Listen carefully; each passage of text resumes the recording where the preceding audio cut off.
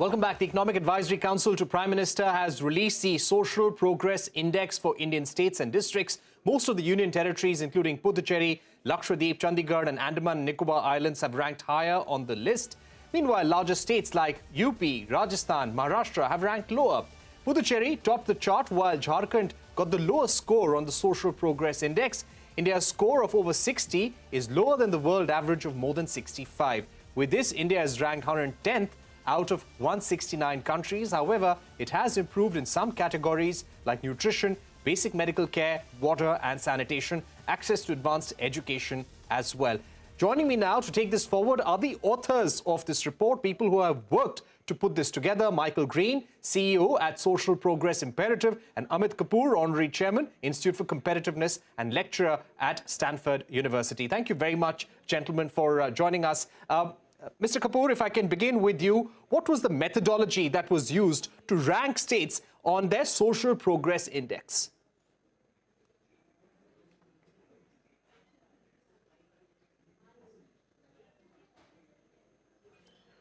You're on mute, sir. I'm sorry, Parikshit. So, Parikshit, in terms of the process, like what it was, the first was to really get the framework right in the Indian context. So what we really looked at was that how do we really assess states and districts across the board? Can we actually have a consistent set of data and data points for states and districts? So what we did in the methodology was that for the states, we looked at 89 indicators, which were looking on 3 distinct pillars. And those 3 distinct pillars were looking at the idea of, like, does the country provide for the essential needs? What are the kind of opportunities that are available for people to reach full potential? Or what are the building blocks that are available for communities to enhance well-being? So those were the 3 broad ideas that we were actually trying to run. 89 indicators on at the state level and 49 indicators for the district level. But of course, we looked at 707 districts because the district numbers change over a period of time. We have a little over 760 districts in India, but we have been able to do this study for 707 districts. But if you really look at the process, the idea is to really move forward and take it deeper and really create a longitudinal analysis. But in terms of the methodology, the process was very robust because we have actually tried to really make assertions or create an index wherein the data works together. We have used the sophisticated statistical techniques like alpha KMO calculations to make sure the data speaks volumes.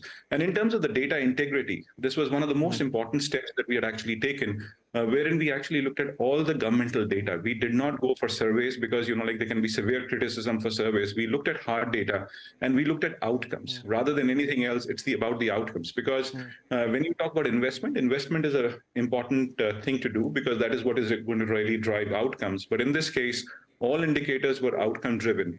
And that is what we have actually looked at within the index. Right.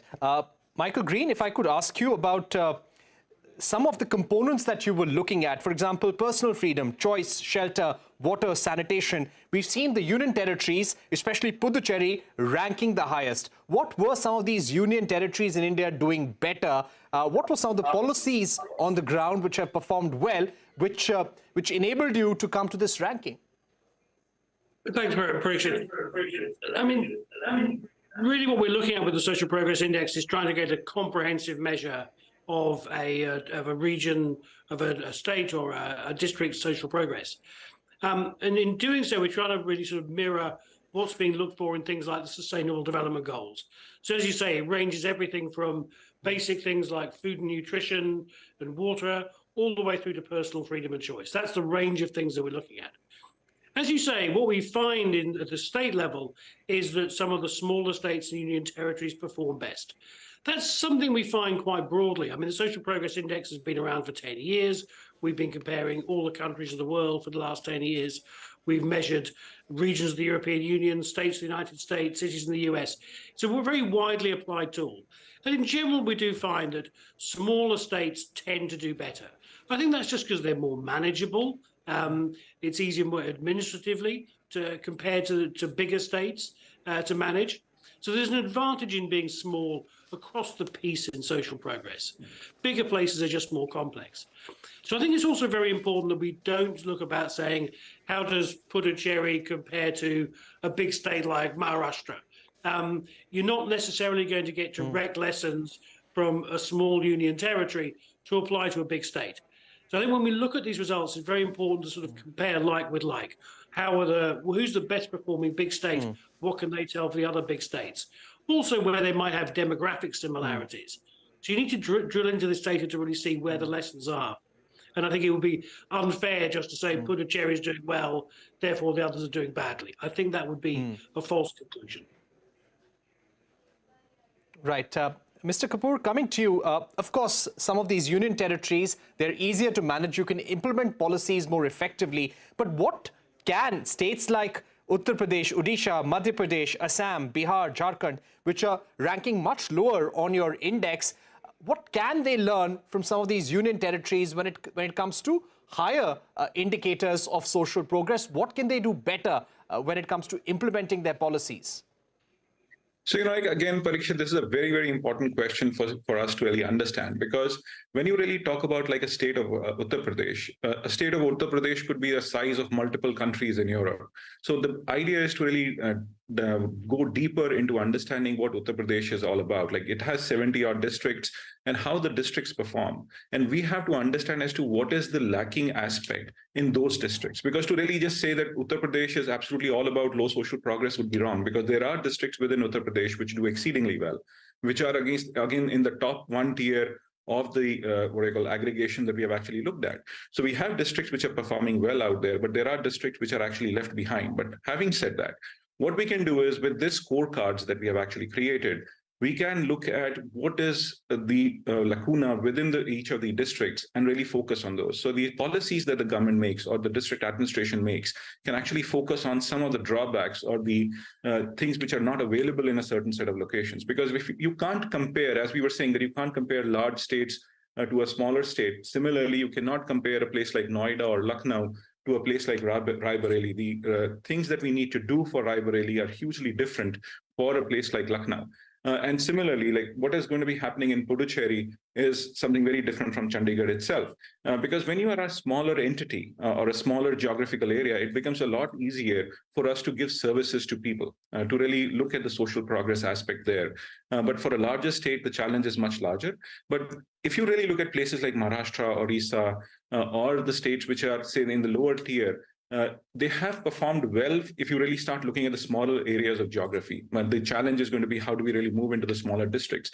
And if you really look at it, there's a very important aspect that we are talking about within the report, and that is about the aspirational districts program. What we find is that aspirational district program has been a stunning success, because we find that there are districts within the aspirational districts which have actually gone to the top tier itself. So you can see that there are programs which are being run by the government, which are having a huge impact on social development of the country. Mr. Kapoor, if I were to also ask you about one of the indicators that you focused on, personal rights, personal freedom, choice, inclusiveness, and access to advanced education. What was probably missing in some of the states when it came to personal rights, personal freedom, and choice? And which segments of policy making or the job market did you actually look at when you were trying to understand the performance of the state on these indicators of personal rights, personal freedom, and choice? So if you really look at it, like the way we are talking about personal rights or personal freedom, we have to go and dig deeper in terms of understanding what are the indicators that we are looking at. So when we really talk about something like, say, land ownership, are there appropriate registration mechanisms available there? Are there any kind of human trafficking violations that are happening? What is the ease of access to judiciary? Similarly, when you talk about personal freedom and choice, child labor has a huge implication. And there are evidences that there are certain bits of child labor that are there within some set of states. So we need to really take care of those. So now we know, and this is hard data from Government of India itself. We have looked at NSSO, or we have looked at Aisha data, and so on and so forth. So we are looking at the data from the government to really come out with this idea that there are challenges there. So we are looking at a very broad construct of idea of personal rights, or personal freedom and choice, or either when you say inclusiveness, like how well are we really integrating people within the system? And I think what is really happening is that we are seeing huge sets of changes and positive changes in this. In fact, one of the indicators that we are really talking about is, say, access to finance. If there is one country which has improved significantly in the last few years on access to finance, it is India. The whole idea of Jan Dhan Aadhaar Mobile, if we track it on this data, you would notice that Jan Dhan Aadhaar Mobile or the JAM Trinity has been an initiative which any country can actually emulate, like whether it's a developed country or a developing country, they can emulate the huge governance mechanism that India has actually been able to pull through in the last 8 to 10 years. Right. We've run out of time, but Michael Green, if I can put one quick question to you, if you can answer briefly, what about gender equality, greater representation of women in policy making, in government, and also in the labor workforce? How did states perform on that indicator? How important was this aspect in your study? Obviously, that's a critical factor. So what we try to do with the Social Progress Index is make sure that each of the 12 components of the model has a gender perspective. So on different aspects, we'll see very different performance. But you're not going to have national development without women's development. And that's very clear, and that emerges clearly in the data.